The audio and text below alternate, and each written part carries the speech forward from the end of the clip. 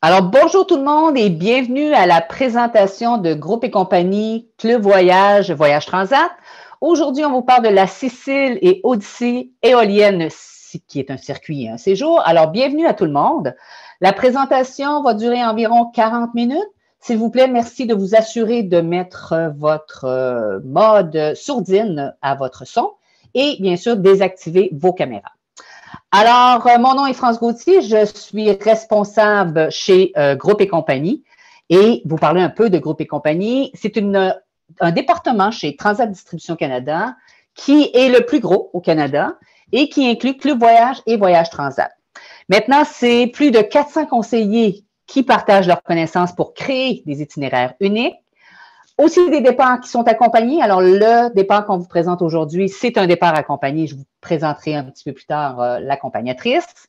Tous nos départs, comme je le disais, sont accompagnés. C'est des gens qui ont suivi des formations, qui connaissent la destination. Alors, rien de mieux pour partir en voyage avec quelqu'un qui connaît déjà la destination. On travaille chez nous avec des fournisseurs de services qui sont des partenaires d'affaires depuis plusieurs années. On a un excellent avantage concurrentiel dû à notre, bien sûr, grand pouvoir d'achat. Tout près de 100 départs garantis dans les années, appelons-les normales, avant pandémie.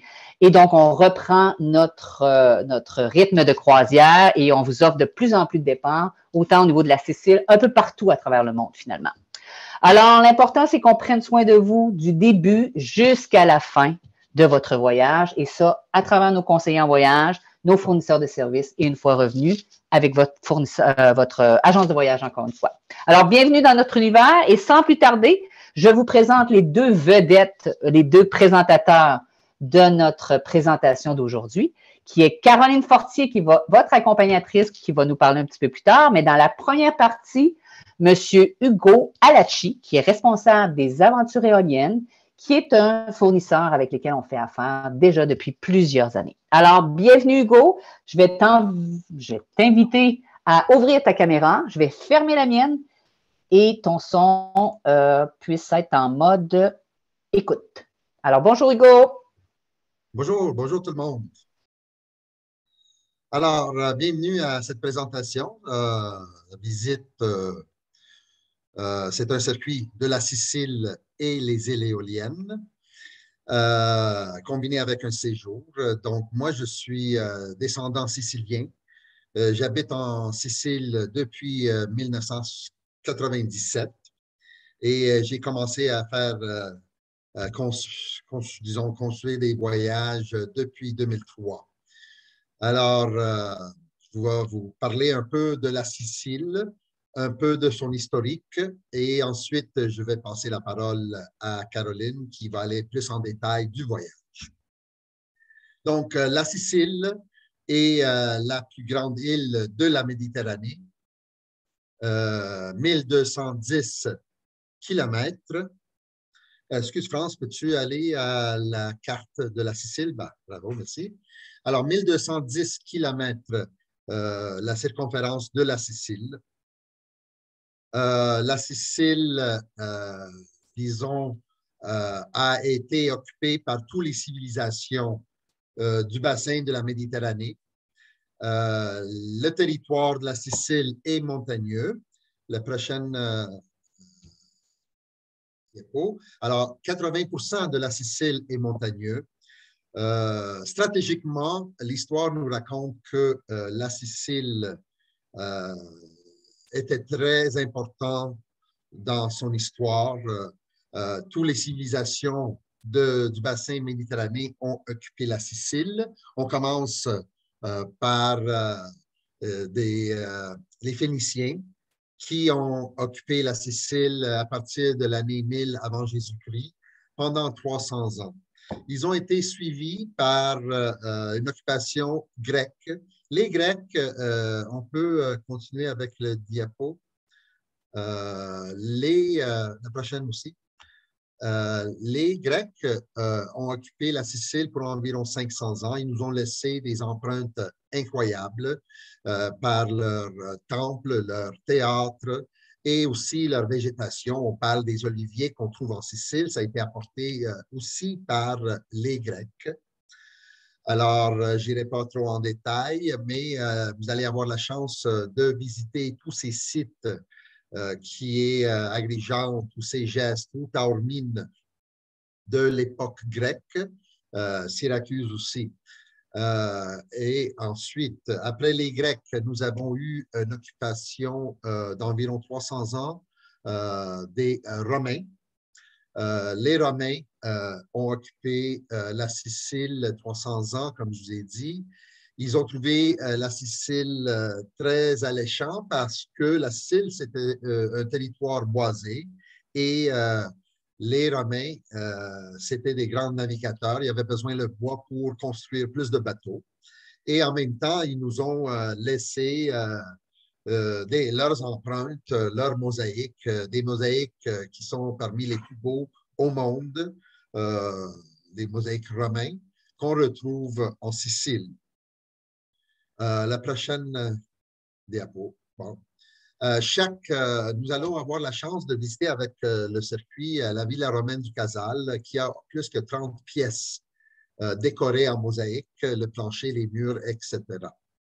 Après les Romains, nous avons eu une époque d'occupation arabe qui s'est faite en deux étapes.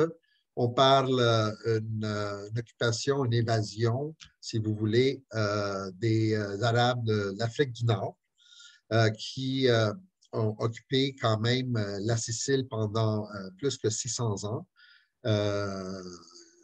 Ces Arabes ont été suivis par des Arabes, des Byzantins qui parvenaient de la Turquie, qui ont aussi laissé des empreintes incroyables. La photo que vous voyez, c'est la cathédrale de Montréal, où on retrouve plus que 70 000 pieds de mosaïque en or byzantine. Il faut penser que dans l'époque arabe, le pape n'était pas content, le pape à Rome, au Vatican, n'était pas content que les musulmans, parce que la Sicile était complètement musulmane, se rapprochaient à Rome. Donc, le pape a contacté, disons dans l'époque, le militaire le plus puissant, qui étaient les Vikings, les Normands, pour aller en Sicile et essayer de convertir le peuple musulman en catholique. Alors, les Normands ont eux aussi occupé la Sicile pendant plus que 200 ans. On voit beaucoup des mosquées qui ont été converties en église dans cette époque-là. Alors, c'est des grands constructeurs quand même. Même les temples grecs qui étaient convertis en mosquées ont ensuite été convertis en église catholique. Après les Normands, nous avons eu une évasion des Bourbons. Les Bourbons, c'est les Espagnols. On reconnaît aujourd'hui les comme Espagnols. Eux aussi ont occupé la Sicile pendant 350 ans. Ils ont construit des villages de style Bourbonne. Ils ont construit des villages avec des styles baroques.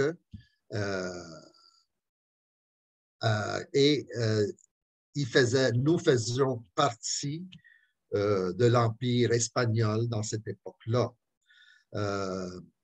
Il faut comprendre que pendant l'époque Bourbon, l'Italie a envoyé des généraux pour convaincre au peuple de se joindre à l'Italie.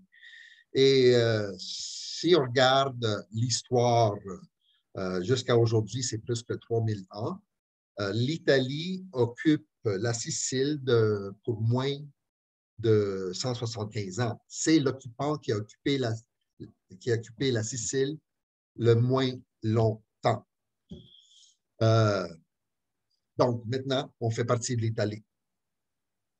Je veux vous parler aussi, pendant votre séjour, votre circuit, vous allez visiter des volcans, en principal 3 volcans, 2 qui sont en activité continue, le mont Etna que vous voyez à droite et le Stromboli que vous voyez à gauche. sont en activité presque journalier. Et on va avoir la chance de visiter aussi Volcano aux îles éoliennes. Alors, vous allez faire un séjour de 5 jours aux îles éoliennes. Nous allons nous installer sur une île qui s'appelle Lipari et ensuite faire des excursions à partir de là en bateau et aussi en autocar. L'archipel des îles éoliennes a 7 îles. Tous les îles sont volcaniques. Nous allons avoir la chance de visiter 5 parmi ces îles-là. Caroline va aller plus en détail sur chacun des îles, mais les excursions se font avec un bateau, comme vous voyez, de style bateau de pêche qui a été converti en bateau de tourisme. Ce voyage-là, c'est vraiment authentique. Nous allons avoir des repas typiques, authentiques. Vous allez faire des visites typiques aussi pendant votre voyage. Le circuit va se finir avec un séjour à Céphalus. Céphalus, c'est une ville balnéaire de l'époque normande, arabe normande. Vous allez avoir la chance d'être pas loin de centre historique qui date de l'époque arabo-normande. Alors, la cathédrale, vous allez voir un peu style mosquée qui aujourd'hui est une église. Vous allez loger dans un hôtel bord de mer, donc dans un des plus beaux villages de la Sicile. Alors, pour ma part, j'ai terminé. Je souhaite vous rencontrer en Sicile si vous faites ce beau voyage. Merci beaucoup. Alors, merci Hugo. Est-ce qu'on m'entend? Oui, très bien. D'accord. Alors, merci Hugo de cette présentation. Alors, je me nomme Caroline Fortier. Je serai l'accompagnatrice de ce merveilleux voyage et j'ai donc le plaisir aujourd'hui de vous le présenter plus en détail, cet itinéraire. Donc, un itinéraire qui est un parfait amalgame de découvertes culturelles, historiques, de partage et dégustation chez les locaux, tout en vous laissant du temps libre, puisque le rythme est équilibré, vous permettant même des moments de repos sur les bords de la Méditerranée. Alors, allons-y de ce pas, je vous présente l'itinéraire. Donc, après le vol international avec escale, nous arriverons à Palerme où nous nous installons pour 3 nuits afin de se reposer, de bien absorber le décalage horaire. Donc, dès la journée 3, en fait, on consacre notre journée à la visite des environs de Palerme, tout d'abord par la cathédrale de Monréalais, donc lieu saint qui est reconnu pour sa splendeur. L'extérieur est un chef-d'œuvre d'architecture inspiré par les Arabes qui l'auraient, comme Hugo a mentionné, qui ont occupé la Sicile et qui avaient installé sur le territoire un émirat en l'an 1000 environ avant Jésus-Christ. Et puis cette cathédrale, par son style byzantin, alors il faut rentrer vraiment à l'intérieur pour se rendre compte de toute la beauté de ces mosaïques tout en or. Alors on ira la visiter, on ira l'admirer. Les murs sont recouverts de marbre, mais surtout donc de mosaïques.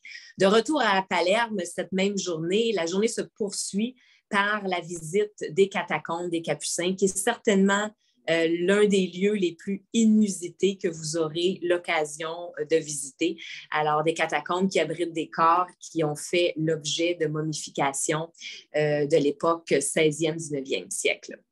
La 4e journée, nous sommes toujours à Palerme. Alors, cette journée, on va la consacrer vraiment à la visite plus en détail de la ville, de cette magnifique ville de Palerme qui a laissé un héritage architectural et culturel, un beau mélange de tous ces peuples qui ont occupé la Sicile. Le cœur historique est l'un des plus riches en Europe.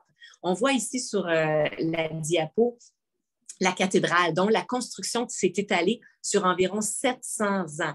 Donc, son style, qu'on appelle arabo-normand, c'est un style architectural que vous entendrez beaucoup en Sicile, puisque c'est un style qui est propre à la Sicile. Alors, vous l'avez bien entendu de la part de Hugo, cette île, elle a été convoitée, elle a été conquise par plusieurs peuples. Alors, plusieurs richesses architecturales s'y retrouvent. Vous comprendrez également que la langue parlée par les Siciliens est un amalgame de mots empruntés de ces différents peuples, ce qui fait que parfois, même les Italiens ne comprennent pas toujours bien les Siciliens et que les expressions sont différentes de ce que vous avez pu entendre dans l'Italie, que vous avez peut-être eu la chance de visiter. Alors, on continue notre découverte de Palerme. On voit ici sur la diapo un héritage de la domination des Normands. Alors, ce palais royal qui a été construit et ouvert, occupé dans l'an 1000 environ, construit sur des vestiges romains. Et si aujourd'hui on appelle les Normands les habitants de la Normandie, il faut savoir qu'à l'époque, c'était le duché de Normandie et que ce domaine royal a été érigé par nul autre que les Vikings, qu'on appelle donc les Vikings. Alors, ce palais normand est l'un des plus anciennes résidences royales d'Europe, celle des rois de Sicile. Alors, toujours à Palerme, contrairement à de nombreux villes et villages de l'Italie, les marchés de Palerme sont pour la plupart demeurés sur leur site d'origine. Alors, on les retrouve sur les ports, sur les places, qui étaient autrefois évidemment des lieux propres au commerce et aux échanges. Il ne faut pas manquer d'aller s'y balader et on va vous inviter à faire le tour et puis d'aller à la rencontre des locaux pour cette expérience dans les marchés. Après notre séjour à Palerme, nous prendrons à bord de l'autocar la visite de l'île. Alors, vous avez compris que pendant cet itinéraire, on va parcourir plusieurs endroits sur cette belle grande île de la Méditerranée. Au jour 5, nous serons dans le village de Éricée, trésor antique. C'est une ville située, donc nous sommes au nord-ouest de l'île et l'histoire de cette région, de cette ville, remonte même à l'époque antique. C'est une ville exceptionnelle puisqu'elle est placée à 750 mètres d'altitude et avec un panorama spectaculaire. À Éricée, on fera déjà le premier contact avec la céramique. Alors, la céramique, si France, tu veux bien nous présenter la prochaine diapo. Donc, la céramique fera partie certainement des souvenirs que vous rapporterez de ce voyage. Elle est en Sicile, toujours réalisée selon des traditions artisanales bien précises cette tradition est pratiquée depuis plusieurs millénaires. On voit ici sur la diapo la céramique traditionnelle qui représente la méduse qu'on dit protectrice de l'île, symbole que l'on retrouve également sur le drapeau sicilien. Toujours au jour 5, maintenant, la route se continue et c'est à Ségeste que vous prendrez contact avec la Grèce antique. Ce temple, qu'on appelle un temple dorique, est l'un des mieux conservés au monde. On parle tout de même d'une construction qui date de la fin du 5e siècle avant Jésus-Christ. 6 colonnes en façade, 14 colonnes sur les côtés, tout simplement grandiose.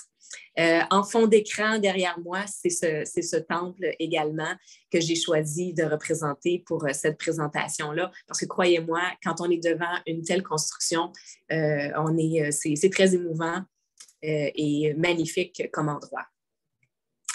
Mais d'autres trésors nous attendent à Agrigente. Alors, après qu'on se soit installé à l'hôtel, parce qu'on aura une petite route à faire pour arriver dans la région d'Agrigente, ce soir-là, nous vous proposons quelque chose d'exceptionnel. Donc, on vous amène à bord de l'autocar pour une balade nocturne exceptionnelle pour découvrir d'autres trésors de la Grèce antique.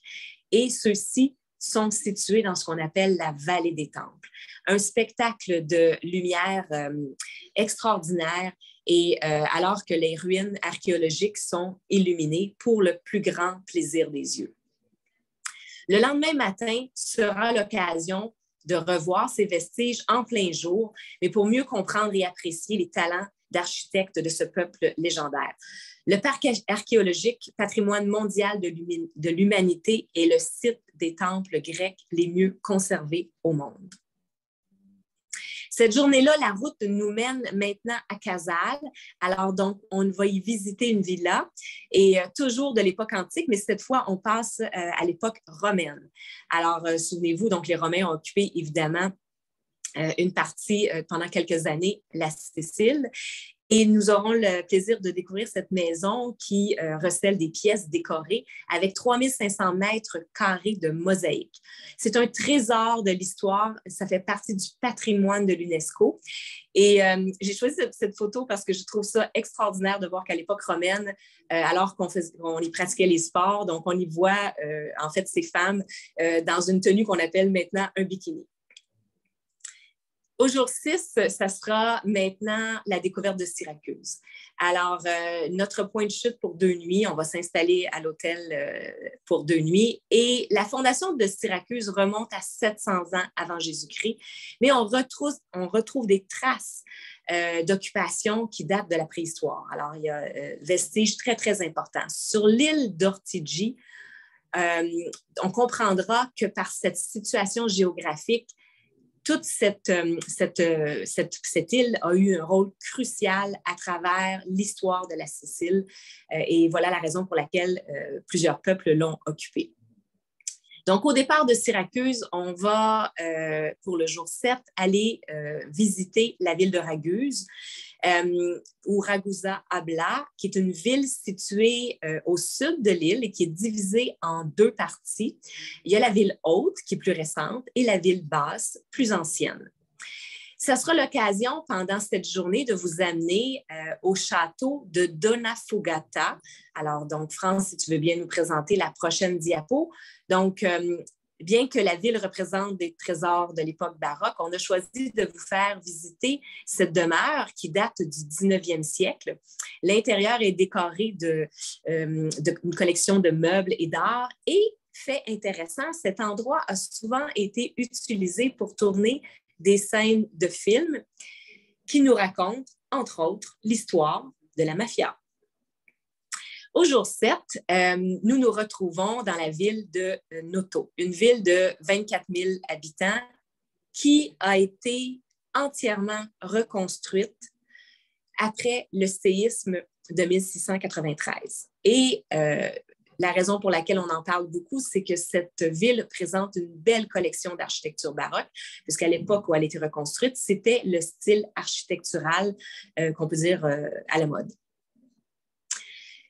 Parmi les trésors antiques exceptionnels que vous allez avoir l'occasion de voir durant ce voyage, ce sera certainement près de Syracuse, la cité Néapolis, qui sera parmi les top 10, comme on dit, les top 10. En grec ancien, Néapolis signifie « ville nouvelle ». Il est donc très amusant qu'à notre époque, on la qualifie d'antique. On y visitera son amphithéâtre taillé dans le roc qui date du 1er siècle, le plus grand en Sicile. Il pouvait accueillir 20 000 spectateurs venus assister au combat, entre autres, des gladiateurs sous l'époque romaine. Après notre étape à Syracuse, la route se poursuit et ça sera maintenant autour de la ville de Catane qui sera notre point d'arrêt. On voit déjà, quand on arrive près de Catane, se dessiner au loin la silhouette majestueuse de l'Etna. Et là, on le voit même avec ses sommets enneigés sur cette photo. Nous nous installerons dans la région, dans la ville de Acireale. Et pour pouvoir donc rayonner autour pour faire nos visites autour du mont Etna.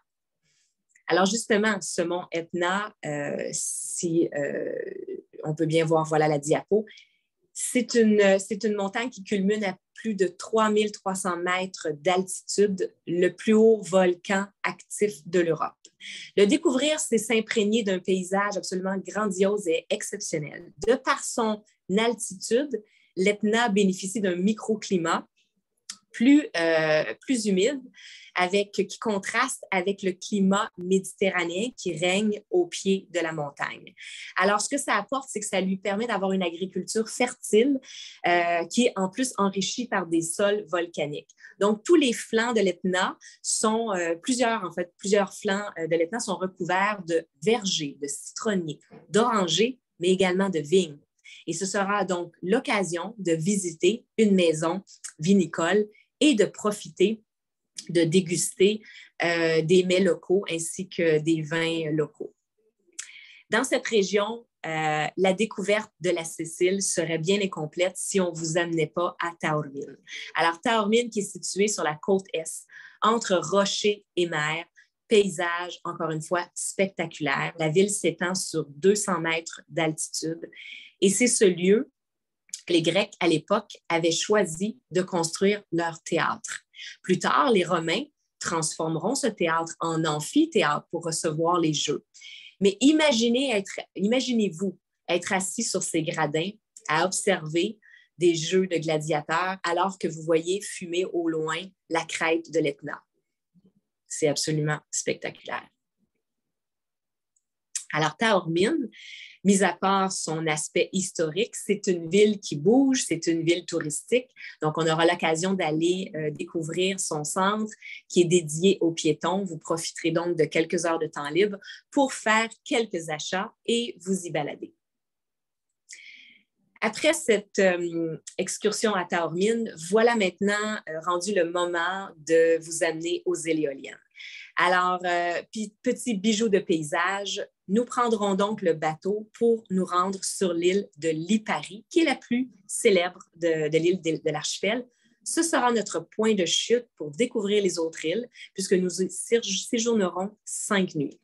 L'archipel attire quelques 200 000 visiteurs annuellement. Nous serons donc parmi les privilégiés. Prête à découvrir les îles? Alors, chaque jour, on partira en excursion. Une des premières îles que nous aurons le plaisir de découvrir, ce sera Panarea. Panarea, une île d'une beauté sauvage. Alors, une journée d'excursion sur l'île de Panarea avec ses fleurs partout, la mer omniprésente et histoire de se laisser bercer vraiment par la Dolce Vita. Un autre moment fort de ce voyage sera la découverte, donc cette même journée, en après-midi, de l'île de Stromboli.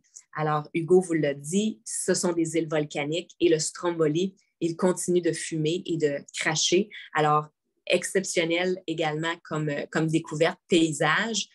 Et donc, on aura l'occasion de nous-mêmes voir son activité volcanique, que ce soit par le nuage ou quelquefois la lave et les flammes qui s'échappent de son sommet. Alors, tranquillement, au retour à la fin de la journée, on fera une balade en bateau autour de ce volcan pour en apprécier toute la beauté. Alors, le jour 12, c'est la découverte maintenant de Salina. Donc, écoutez, Salina, c'est la mer aux eaux turquoises et les villages colorés. Ce sera l'occasion également de faire une dégustation d'un vin qu'on appelle le Malvasia, ce qui est un cépage qui est propre à la Sicile, qui fait un excellent vin de dessert. Toujours dans le thème des volcans, la journée 13, ce sera l'île de Vulcano, milieu naturel unique. Alors, on passera la journée sur cette île. C'est un paysage presque lunaire. Il y a un centre d'interprétation sur les volcans à ne pas manquer. Vous pourrez également profiter de vous prélasser sur une plage de sable noir. Donc, certainement une île que vous apprécierez les moments passés là, sur cette île. Alors, après qu'on ait fait la découverte de plusieurs îles de l'archipel, bien, on termine notre séjour par la découverte de Lipari, parce que Lipari recèle quelques secrets également, donc des beautés de paysage, certes, mais un centre archéologique pour nous expliquer justement l'archéologie des îles, parce que les peuples ont occupé également les îles éoliennes, mais également de nous parler de ses origines volcaniques. dernier souper sur cette île, nous quitterons les îles éoliennes, mais le voyage n'est pas terminé puisque ce voyage se continue à Céphalou. Alors, à partir du jour 15, repos, nous nous installons dans un hôtel en bord de mer. Vous l'avez donc sur la photo. Donc, vous traversez la rue et puis vous êtes sur la Méditerranée. Donc, cet hôtel est en demi-pension, souper, petit déjeuner et sera notre point pour découvrir la ville de Céphalou parce que la ville de Céphalou recèle également des trésors architecturaux et de l'histoire. Donc, Céphalou, oui, c'est une station balnéaire reconnue mondialement, mais la ville de style de l'époque arabo-romaine est également fascinante. Alors, nous en ferons un tour de ville guidé pour en connaître plus, mais les jours qui suivent seront donc libres. Vous aurez l'occasion de retourner vous y balader et je vous le suggère parce que ça vaut le détour.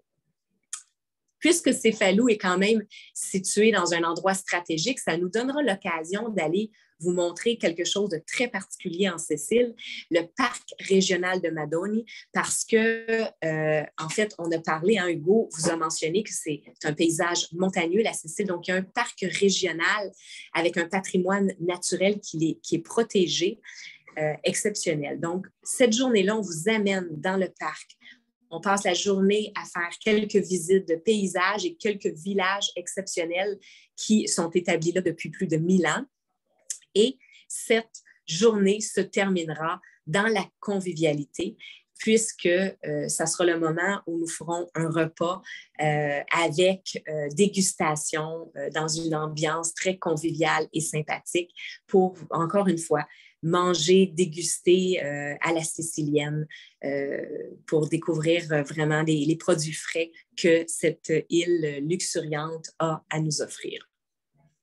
En terminant, les derniers jours, donc, seront 6 jours libres à Céphalou, où vous pourrez, comme je le mentionnais, retourner à votre guise, puisque dans le fond, notre hôtel qui est situé en bord de mer se situe à environ 2 kilomètres du centre historique de Céphalou. Donc, vous pourrez compléter par vous-même vos visites ou profiter de ce temps à la plage pour vous prélasser et vous reposer. C'est ce qui termine ma présentation. J'espère vraiment, sincèrement, avoir le plaisir de partager avec vous ce beau voyage et ma passion pour cette belle île que j'ai découvert depuis quelques années et que j'ai très hâte de retourner et de vous faire découvrir. Merci d'avoir été présent à cette présentation. Alors merci Caroline, merci Hugo, mais que vous nous avez donné envie de partir. Quelle magnifique île, vraiment. Je pense que à vous écouter, on buvait vos paroles, plein de richesses d'histoire. Juste peut-être répéter, Caroline, les dates de ton départ, qui est en fait du 25 septembre au 16 octobre 2023. Alors, c'est un voyage de 22 jours et bien sûr disponible pour vous. Si vous avez des questions, parce que je suis certaine qu'on aurait pu passer encore plusieurs heures en votre compagnie, messieurs, dames, pour échanger avec vous. Si vous avez des questions, tout le monde, on vous demande de voir auprès de votre conseillère Voyage Transat Club Voyage, membre de Groupe et compagnie. Sachez que c'est un programme que l'on faisait avant pandémie qui fonctionnait très bien, où les gens revenaient très enchantés de ce voyage. Et sachez aussi qu'à travers, oui, nous avons un départ pour la Sicile, mais chez Groupe et compagnie, on a plusieurs autres départs qui pourraient aussi vous enchanter. Alors, on vous invite, bien sûr, comme je vous le disais tantôt, à aller du côté de vos conseillères Club Voyage et Voyage Transat, membres de Groupe et compagnie. Alors, pour terminer, vous rappelez où trouver les informations sur les sites www.clubvoyage.com. Vous avez la page Groupe et compagnie et à cet endroit, vous allez retrouver toutes les informations que vous allez avoir besoin. Et on terminerait en vous disant que peu importe quelle sera votre prochaine destination, l'important est bien sûr de faire affaire, de faire confiance à un conseiller Club Voyage ou Voyage Transat pour prendre soin de vos rêves. On l'a vu dans les dernières années, l'importance d'avoir un conseiller en voyage. Alors, on vous invite à aller bien sûr du côté de nos agences Transat Distribution Canada. À une prochaine tout le monde et merci encore de nous avoir fait rêver Hugo et Caroline.